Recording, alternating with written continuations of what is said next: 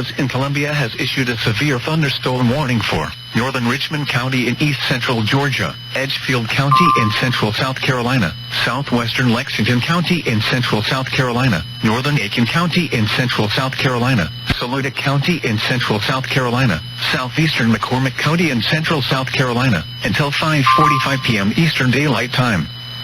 At 5:09 p.m. Eastern Daylight Time, severe thunderstorms were located along a line extending from Johnston to near Aiken State Park, moving northeast at 70 miles per hour.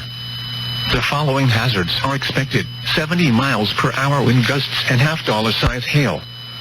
Source: radar indicated. The following impacts are expected: hail damage to vehicles is expected. Expect considerable tree damage.